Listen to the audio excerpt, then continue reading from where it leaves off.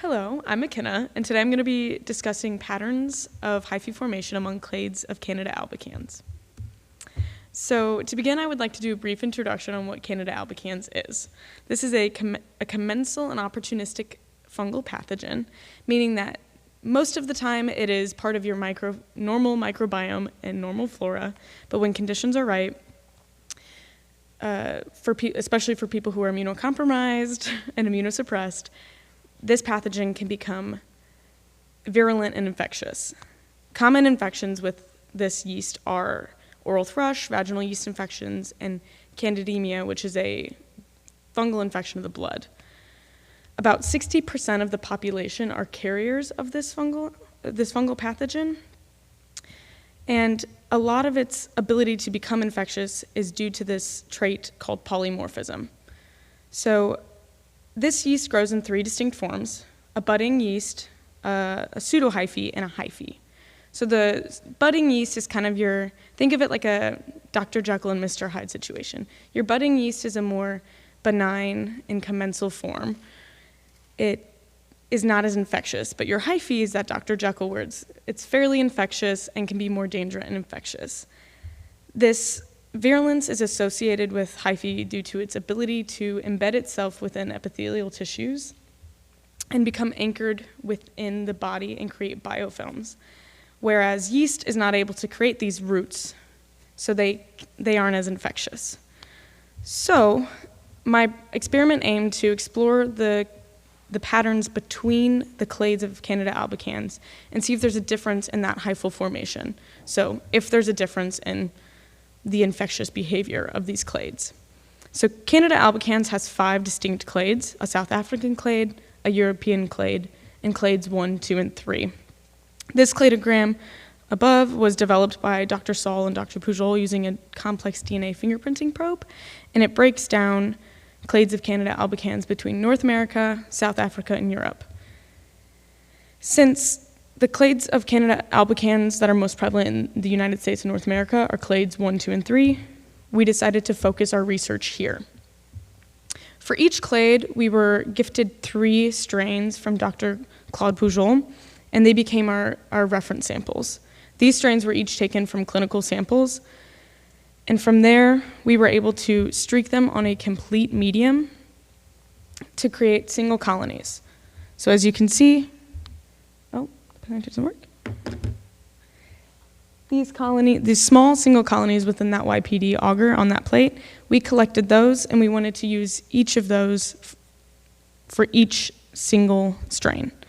So 3 strain samples were collected from each strain, and we plated each of them. So lots of auger, lots of plating, lots of streaking. So from there, we took one of those single colonies, and we added it to 1 milliliters of YPD broth, and we repeated that 3 times for each strain. We wanted to do this to create a liquid cell culture, so it would be easier to work with in small quantities and create an efficient protocol. At this stage, our liquid cell culture is still all of the budding yeast cells, so we needed to figure out a way how to induce hyphae.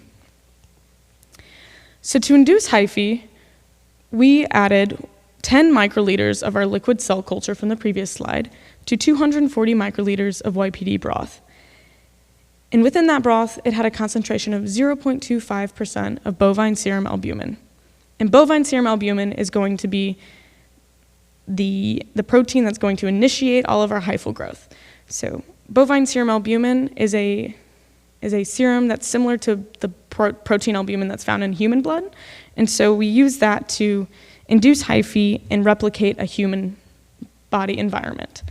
So once we added both our liquid cell culture and our YPD broth, we incubated that solution in an incubator for 36 hours at 37 degrees Celsius, which replicates the human body temperature.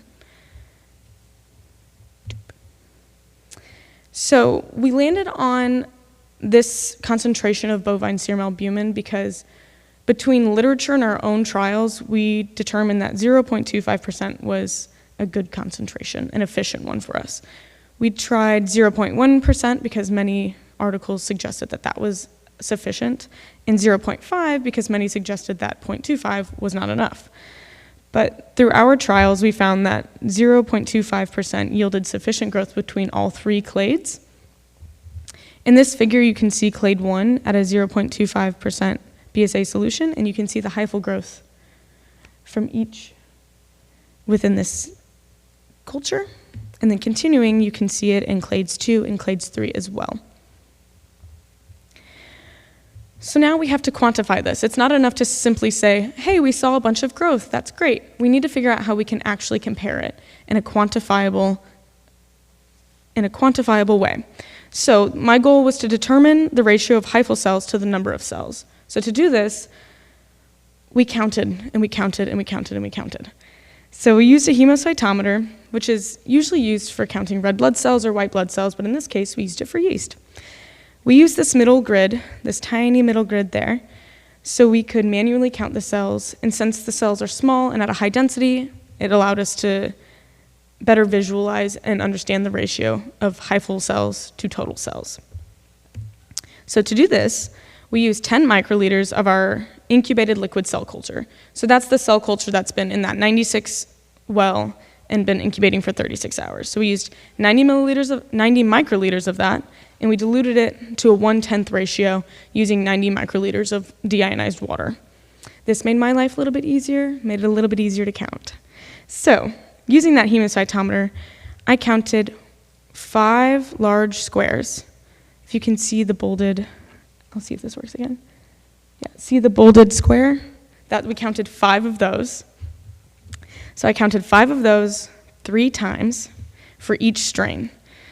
So when I say hyphae or pseudohyphae, I mean that long filamentous cell that you see, that is one hyphae.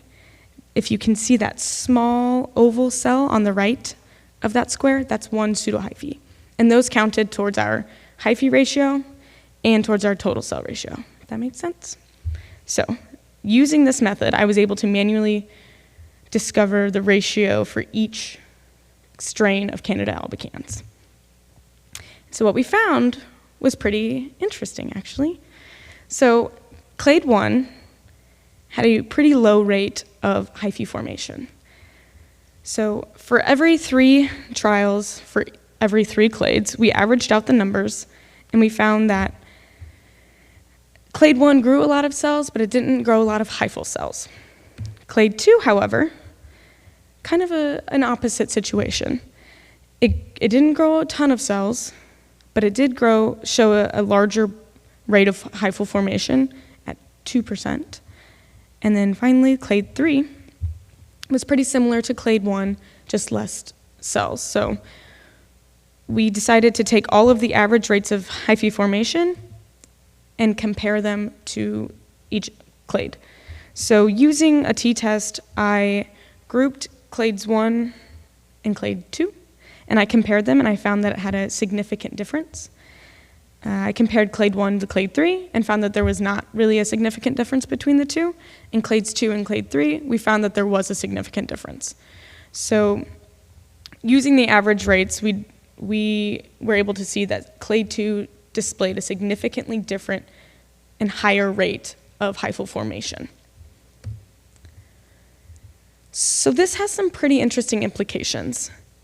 Clade 2 showing an increased formation of hyphal cells means that it has the possibility to be a more infectious clade of Candida albicans. Having higher hyphal formation can lead to the formation of biofilms, which are significantly harder to get rid of than just a yeast, like a normal budding yeast.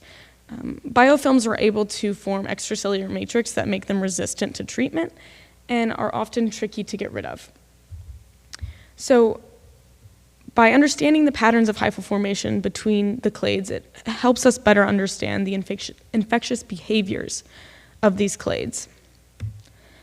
And so for future research, a main source would simply just be to continue collecting data.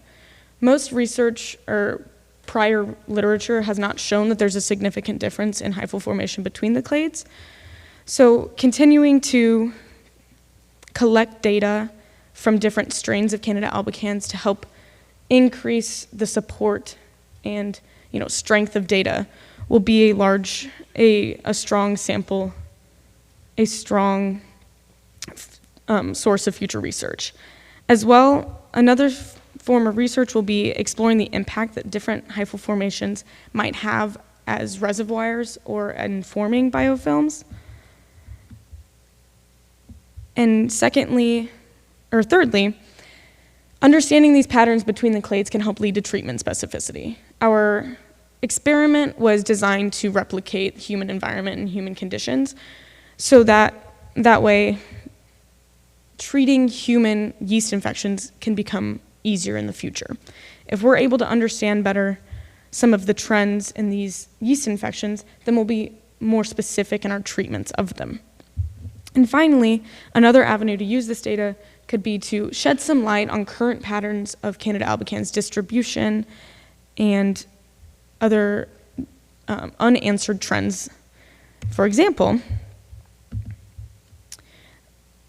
this cladogram explains the breakdown of, or shows the breakdown of clades from regions of North America. And as you can see, clade 2 is not a very prevalent strain, which is somewhat contradictory to what my data suggests.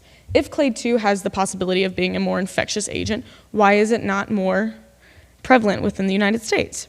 So future studies could include breaking down hyphal formation patterns that can shed light on these distribution patterns, as well as asking more questions on the ability of these clades to be reservoirs and environmental factors that impact them.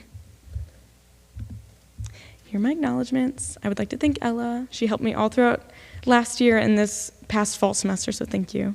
Thank you to Dr. Claude Pujol for the reference strains, and Kristen Leeson, Dr. Deskins, and thank you, Jim. And then thank you, Dr. Leanger, for helping guide me through this. Here are my references.